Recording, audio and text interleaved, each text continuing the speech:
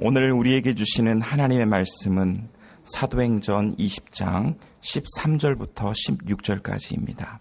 우리는 앞서 배를 타고 아소에서 바울을 태우려고 그리로 가니 이는 바울이 걸어서 가고자 하여 그렇게 정하여 준 것이라. 바울이 아소에서 우리를 만나니 우리가 배에 태우고 미둘레네로 가서 거기서 떠나 이튿날 기호 앞에 오고 그 이튿날 사모에 들르고 또 그 다음날 밀레도에 이르니라. 바울이 아시아에서 지체하지 않기 위하여 에베소를 지나 배 타고 가기로 작정하였으니 이는 될 수 있는 대로 오순절 안에 예루살렘에 이르려고 급히 가미러라. 아멘. 우리는 지난주에 바울이 왜 일행에서 떨어져 나와 드로아에서 아소까지 65km에 달하는 그 먼 거리를 굳이 홀로 고독하게 걸어갔는지 그 연유에 대해 함께 생각해 보았습니다. 바울이 고린도에서 3차 전도 여행을 매듭 짓기 위해서 고린도를 출발할 때 그의 본래 의도는 예루살렘을 거쳐서 자신의 목회 본거지인 수리아의 안티옥으로 귀환하는 것이었습니다. 하지만 고린도를 출발한 바울이 베레아, 데살로니가, 빌립보, 드로아를 거쳐오는 동안에 성령님께서 바울에게 계속해서 일러주셨습니다. 바울이 가고자 하는 예루살렘은 영광의 길이 아니라 결박과 환난이 기다리고 있다는 예고였습니다. 바울로서는 선택의 기로에 선 셈이었습니다. 성령님의 거듭된 그 예고를 바울은 자신의 예루살렘 행을 막아주시려는 성령님의 은혜라고 해석할 수도 있었고, 성령님께서 자신을 믿으시고 결박과 환난의 그 길을 자기에게 맡겨주셨다는 소명으로 해석할 수도 있었습니다. 바로 이것이 바울이 드로아에서 아소까지 그 먼 거리를 홀로 걸어간 까닭이었습니다.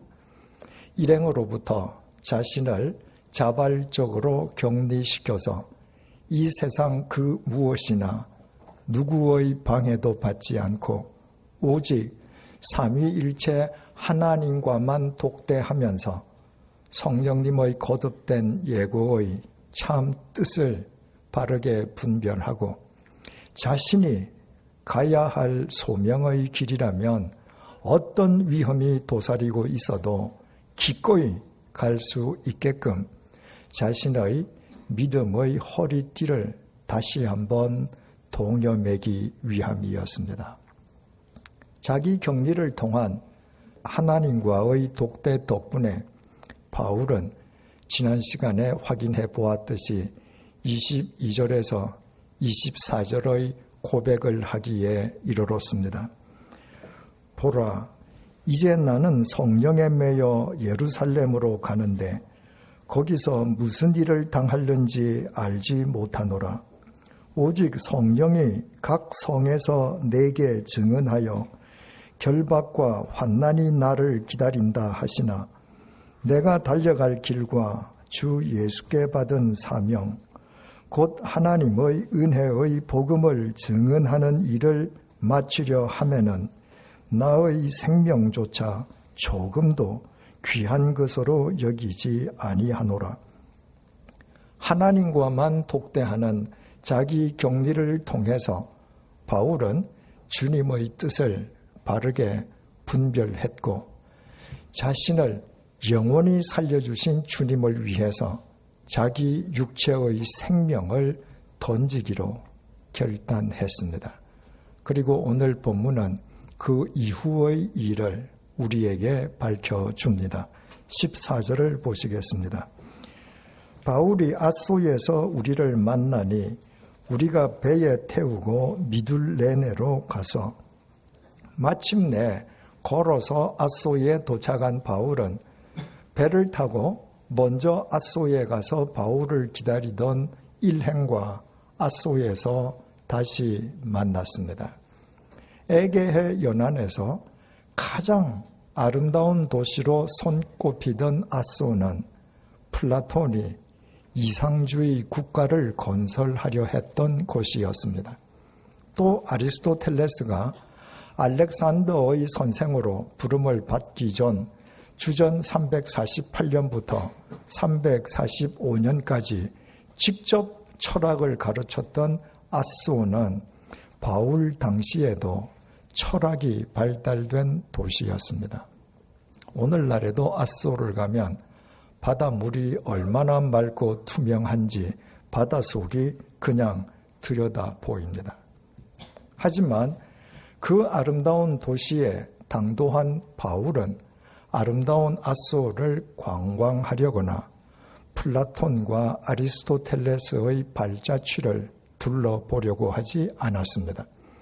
바울은 일행과 만나자마자 곧장 함께 배를 타고 남쪽에 있는 미둘레네로 갔습니다. 15절입니다. 거기서 떠나 이튿날 기오 앞에 오고 그 이튿날 사모에 들르고 또 그 다음 날 밀레도에 이르니라. 미둘레네에서도 바울 일행은 다시 배를 타고 계속 남진해서 기오와 사모를 거쳐서 앗소를 출발한 지 나흘 만에 드로아에서 250여 킬로미터 떨어져 있는 밀레도에 도착했습니다. 16절입니다. 바울이 아시아에서 지체하지 않기 위하여 에베소를 지나 배 타고 가기로 작정하였으니 이는 될 수 있는 대로 오순절 안에 예루살렘에 이르려고 급히 가미로라.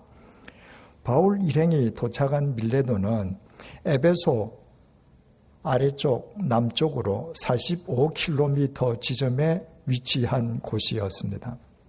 우리가 잘 아는 것처럼 에베소는 바울이 3년 동안 머물면서 그곳에 있는 사람들에게 복음을 전했던 도시였습니다. 3년 동안 그곳에 정든 믿음의 형제 자매들이 얼마나 많았겠습니까? 사도행전 20장 1절에서 에베소를 떠났던 바울이 본문의 시점에 이른 것은 대략 1년이 경과한 이후의 일로 추정되고 있습니다.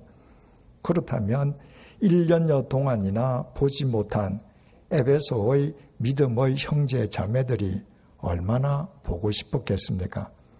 그러나 바울은 배를 타고 가면서 3년 동안 목회했던 정든 에베소가 지척에 있음에도 불구하고 그냥 지나쳐서 밀레도로 직행했습니다.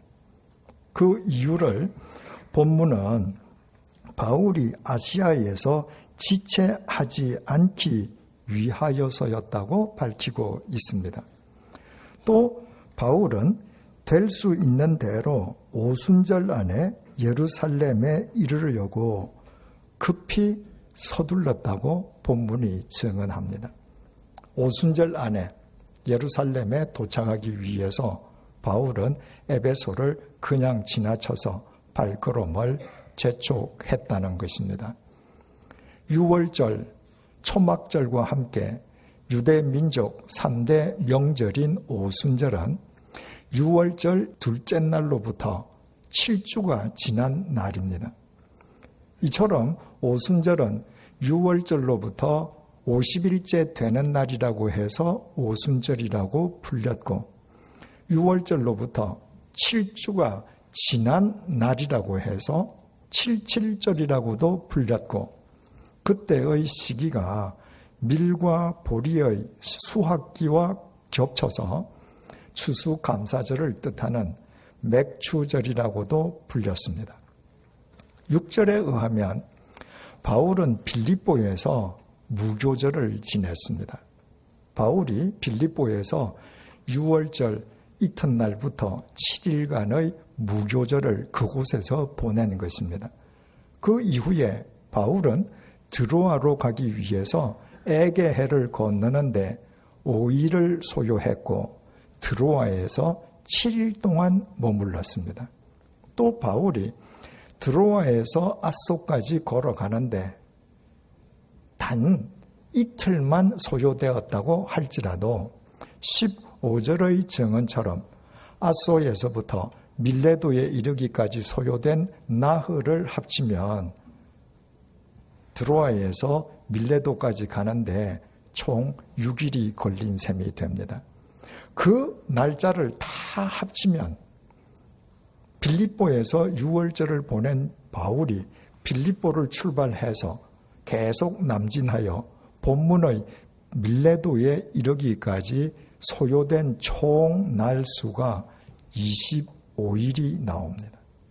바꾸어 말하면 오순절이 이르기까지 남아있는 날도 동일하게 25일이었습니다.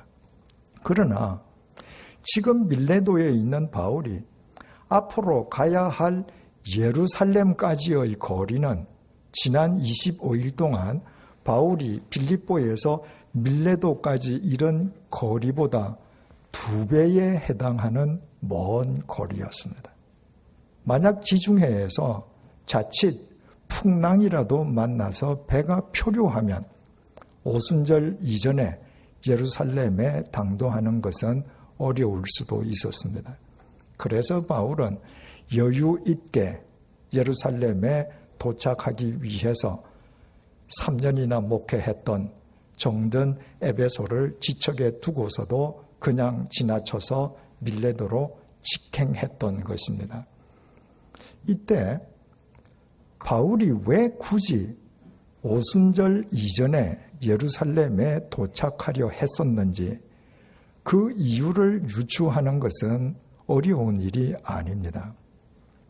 유대 민족 최대의 명절인 오순절이 이르기 전에 흉년을 당한 예루살렘 교회 교인들에게 마게도냐와 아가야 각 지역 교회 교인들이 모은 구제 헌금을 전달해 주기 위함이었을 것입니다. 또 오순절이 되면 지중해 세계에 흩어져 살던 디아스포라 유대인들을 포함해서 유대인들이 사방에서 예루살렘으로 모여들었기에 그 시기는 바울에게 더없이 좋은 복음 전도의 기회일 수 있었습니다. 게다가 그리스도인들에게 오순절은 성령님께서 강림하신 뜻깊은 날이었습니다. 그러므로 바울에게 오순절은 예루살렘에서 예루살렘 모 교회 교인들과 함께 성령님께서 자신을 통해 이방 세계의 이방인들에게 어떻게 역사하셨는지를 나눌 수 있는 최적기였습니다. 그러나 그보다도 더 중요한 이유가 있었습니다. 바울은 자신을 격리시켜 하나님과 독대했던 그 시간을 통해서 3차 전도 여행의 최종 목적지가 예루살렘임을 확인한 것입니다. 자신의 3차 전도 여행의 목적지가 예루살렘임을 확인한 이상 바울은 한순간도 지체할 수 없었습니다. 바울에게 남아있는 것은 자신이 가야 할 예루살렘을 향해서 지체 없이 계속 나아가는 것이었습니다.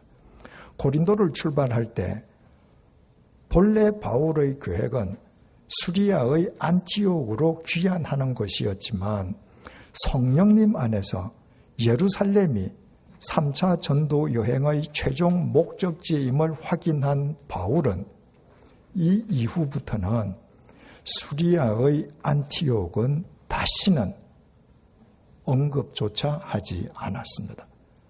구체적으로 어떤 결박과 환난을 당할는지는 알 수 없지만 주님의 뜻에 따라 자신이 가야 할 예루살렘을 향해 지체 없이 바울은 나아가려 했습니다.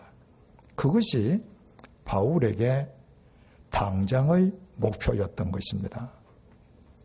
바울은 지금 다른 사람들보다 한 발 앞서서 신규 사업에 투자하기 위해서 혹은 반등 직전의 부동산을 급히 매입하기 위해서 서둘러서 예루살렘으로 올라가는 것이 아니었습니다. 바울의 예루살렘 행이 단돈 1원이라도 경제적인 이득을 가져다 주는 것이 아니었다는 말입니다. 그렇다고 미래를 위한 기득권을 보장해 주는 것도 아니었습니다. 성공과 출세를 위한 것은 더욱 아니었습니다. 예루살렘으로 향하는 것은 결박과 환란이 도사리고 있는 위험한 길이었습니다. 그 위험한 길을 정면으로 돌파하기 위해 바울은 자신의 생명을 걸고 지체 없이 그 길을 가려고 했습니다. 주님에게 자기 생명을 포함해서 자신의 전부를 드린 사람이 아니고는 불가능한 결단이었습니다. 바울도 우리와 똑같은 성정을 지닌 인간에 지나지 않지 않습니까?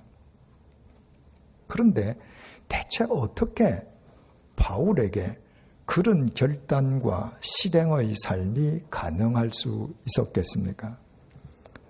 두말할 것도 없이 바울은 자기 격리를 통해서 하나님과 독대하는 사람이었기 때문입니다. 본문의 바울은 우리에게 중요한 교훈을 안겨주고 있습니다. 첫째는 자기 격리를 통해서 하나님과 독대하면서 살아가는 사람만 이 세상에서 참된 그리스도인으로 살아갈 수 있는 용기를 견지할 수 있다는 교훈입니다. 바울은 이미 투옥과 태형과 테러를 당한 경험이 있었습니다. 처음에는 모르고 당한다고 하지만 그런 끔찍한 일을 단 한 번이라도 당해본 사람은 두 번 다시 그런 일을 당하려고 하지 않습니다. 그것이 얼마나 몸서리치는 일인지 자신의 온 몸으로 체험한 학습 효과 때문입니다. 체험은 소중한 자산이지만 때로는 공포의 원천이 되기도 합니다. 지금 바울이 가려고 하는 길은 결박과 환란이 도사린 길입니다. 바울이 또다시 투옥당하고 테러를 당해야 하는 길이라는 말입니다. 이미 유경험자인 바울로서는 어떤 수를 쓰든 반드시 피해야만 할 길이었습니다. 그런데도 바울은 그 길을 정면으로 돌파하기 위해서 자신의 생명을 걸었습니다. 참된 용기요. 자기 격리를 통해서 하나님과 독대하는 사람만 하나님으로부터 얻을 수 있는 용기였습니다. 용기의 원천이 인간 자신이면 그것은 도리어 자신을 무너뜨리는 만용과 허세에 지나지 않습니다. 오직 하나님으로부터 비롯되는 용기만 어떤 상황 속에서도 꺾어지지 않는 참된 용기입니다. 그리스도인인 우리는 무엇이 참과 거짓인지, 어느 쪽이 정이고 불의인지 누구보다 더 잘 알고 있지 않습니까? 그런데도 왜 우리는 하나님의 정의를 쫓아 살기보다는 불의와 더 자주 손을 잡고 살아가는 것입니까? 매사에 참을 추구해야 되는 줄 뻔히 알면서도 왜 습관적으로 거짓과 타협하며 살아가는 것입니까? 두려움과 욕심 때문입니다. 정의와 참을 추구했을 때 당할지도 모르는 불이익, 불편, 소외에 대한 두려움과 불의, 그리고 거짓과 벗함으로써 더 많은 유익을 누리려는 욕심입니다. 인간의 내면에 뿌리를 두고 있는 두려움과 욕심은 인간의 만용과 허세로는 절대로 제압할 수 없습니다. 그것은 하나님께서 주시는 용기로만 가능하고 그 용기는 하나님과 독대하는 자기 격리를 통해서만 체험받을 수 있습니다. 그리스도인이 세상과 자신을 격리해서 하나님과 독대한다는 것은 이미 영으로 자기 안에 임해 계시고 당신의 말씀으로 자신을 품고 계시는 하나님을 재확인하는 것입니다. 생각을 해 보십시오. 천지를 창조하신 성부 하나님께서 나를 위해 죽음을 깨트리고 영원히 부활하신 성자 하나님께서 지혜의 영이신 성령 하나님께서 이미 내 안에 임해 계심을 매일 재확인하고 살아간다면 그 하나님을 힘입어 제압하지 못할 두려움과 욕망이 어디에 있을 수 있겠습니까? 용기는 우리의 것이 아니라 언제나 우리의 온갖 허물에도 불구하고 여전히 우리를 사랑해 주시는 하나님의 것입니다. 본문의 바울이 우리에게 주는 두 번째 교훈은 자기 격리를 통해 하나님과 독대하며 살아가는 사람의 삶은 결과적으로 이 세상을 새롭게 한다는 것입니다. 바울은 복음을 전하기 위해서 온 지중해 세계를 누비고 다녔고 마침내 결박과 환난이 도사리고 있는 예루살렘을 거쳐서 제국의 심장 로마에서 참수형을 당해 죽었습니다. 이유는 단 하나, 복음의 증인, 주님의 증인으로 살기 위함이었습니다. 그러나 바울이 전생애에 걸쳐 전도를 통해 그가 얻은 그리스도인의 수를 다 합쳐도 서울에 있는 중형교회 한 곳의 교인 수에도 미치지 못할 것입니다. 바울의 위대함은 그가 전도한 사람들의 머리수에 있지 않습니다. 바울의 위대함은 그로 인해서 로마 제국의 역사가 새로워졌고 유럽 대륙의 역사가 새로워졌고 세계사의 물줄기가 새로워졌다는 데에 있습니다. 그러나 그것은 바울 개인의 역량에 따른 그의 업적이 아니었습니다. 바울이 자신의 생명을 포함해서 자신의 전부를 주님께 드렸을 때 그 바울을 당신의 도구 삼으신 주님에 의해 결과적으로 이루어진 생명의 역사였습니다. 이 땅에 인간의 몸을 입고 오신 예수님은 바울과는 전혀 대조적이셨습니다. 예수님께서는 생애 동안에 단 한 번도 팔레스타인을 벗어나신 적이 없었습니다. 예수님께서는 팔레스타인에서 태어나셔서 팔레스타인에서 사역하시다가 팔레스타인에서 고난당하시고 팔레스타인에서 부활 승천하셨습니다. 그런데 팔레스타인을 떠나본 적도 없는 그 예수님에 의해 인류의 역사가 새로워졌고 이 세상이 새로워졌습니다.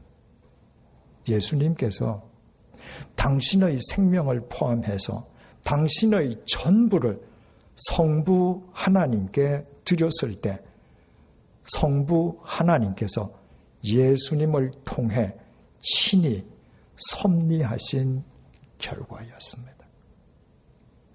예수님도 바울도 하나님과 독대하는 자기 격리를 통해 그런 삶을 사실 수 있었습니다. 우리가 아무리 보잘것없어도 우리가 세상에 태어났다가 육체의 호흡이 멎을 때까지 단 한 곳에서만 줄곧 살아도 우리도 우리의 생명을 포함해서 우리의 전부를 하나님께 드리기만 하면 우리의 삶 역시 하나님에 의해 결과적으로 이 세상을 새롭게 할 수 있습니다. 그것은 자기 격리를 통해서 하나님과 독대하는 사람만 가능합니다. 하나님과 독대하는 사람만 유한한 인간이 전능하신 하나님께 자신을 전부 드리는 것은 세상을 새롭게 하는 하나님의 손과 발로 자기 자신을 승화시키는 것임을 바르게 터득하기 때문입니다.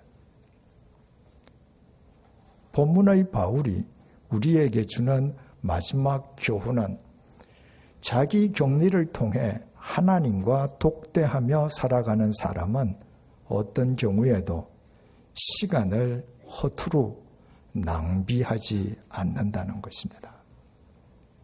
자기 격리를 통해 하나님과 독대하면서 환난과 결박이 도사린 예루살렘 행이 하나님의 뜻임을 바르게 분별한 바울은 아시아에서 지체하지 않기 위해서 서둘러 에베소를 지나쳐 밀레도로 직행했습니다.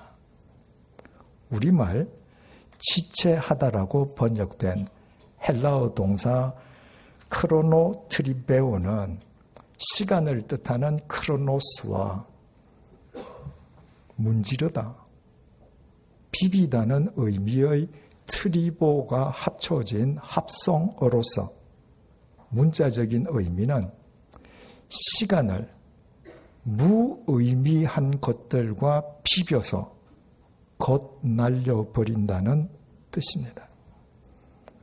얼마나 많은 사람들이 자신의 소중한 시간을 욕망과 비비느라 무의미하게 겉날려버리는지 모릅니다.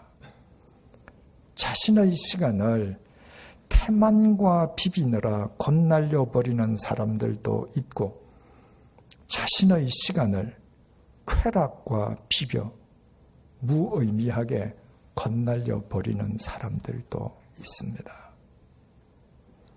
바울은 주님의 부르심을 받은 이후에 단 한 번도 어디에서도 자신의 시간을 무의미한 것과 비벼서 겉날린 적이 없었습니다. 새신자반에서 배운 것처럼 바울은 주님의 영원하신 말씀 안에서 자신의 시간을 영원으로 엑사고라조, 건져 올리는 사람이었습니다. 이 땅에 살아있는 모든 사람들에게 하루는 동일하게 24시간입니다.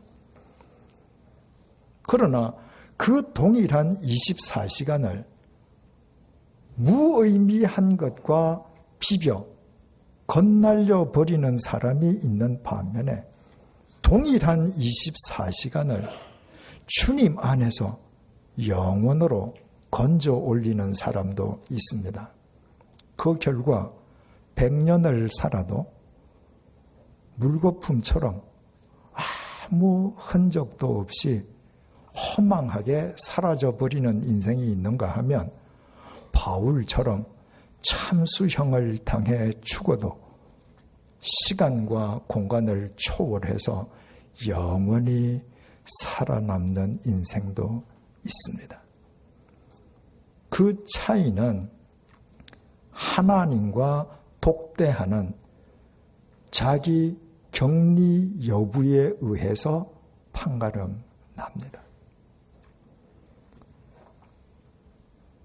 하나님과 독대하는 사람은 하나님께 자신을 드린다는 것은 자기 시간을 드리는 것이요. 그것은 자신의 유한한 시간을 하나님의 영원과 접속시키는 길임을 바르게 알기 때문입니다.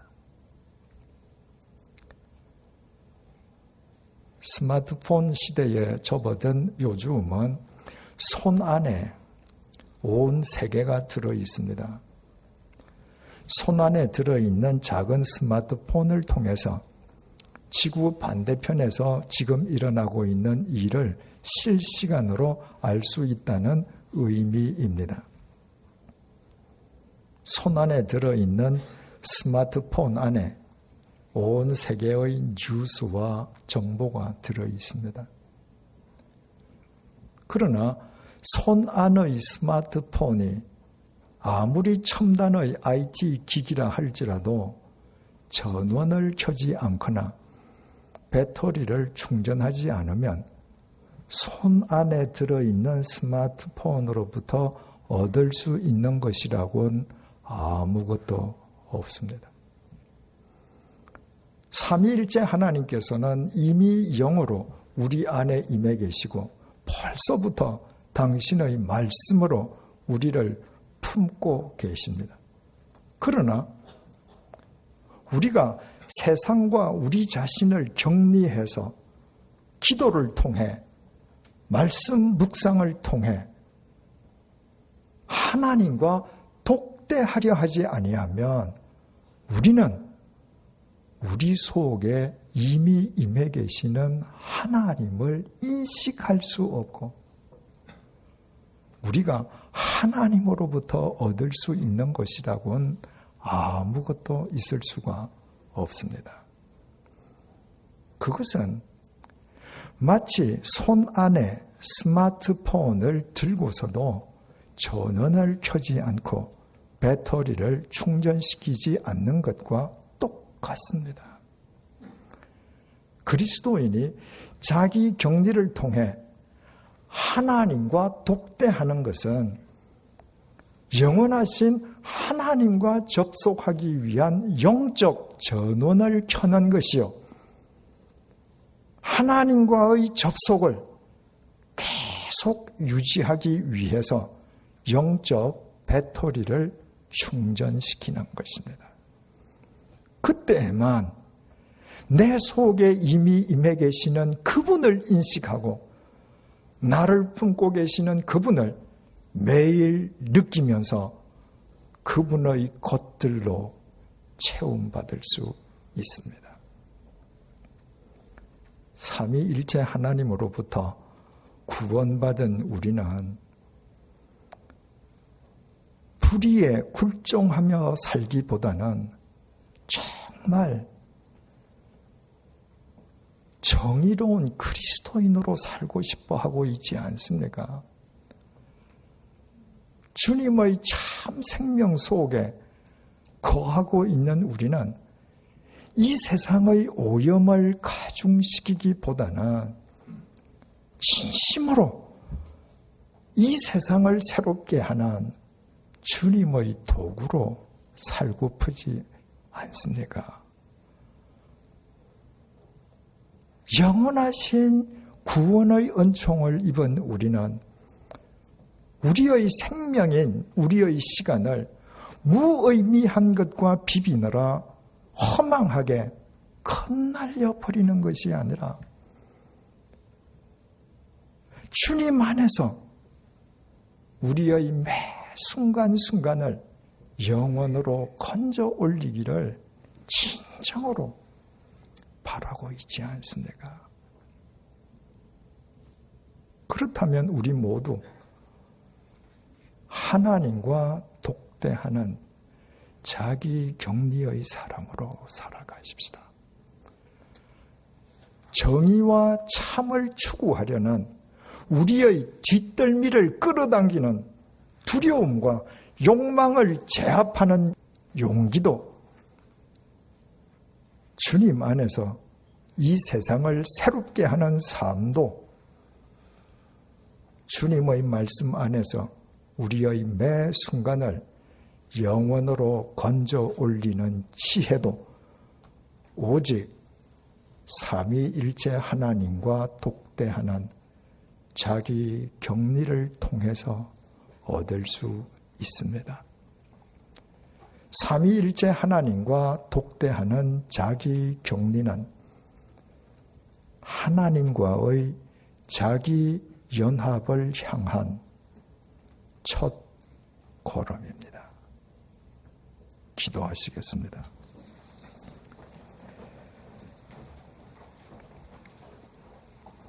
종이 한 장은 쉽게 찢어지지만 종이에 풀을 발라 바위 위에 붙이면 바위의 강함이 종이의 강함이 되어 종이는 찢어지지 않습니다.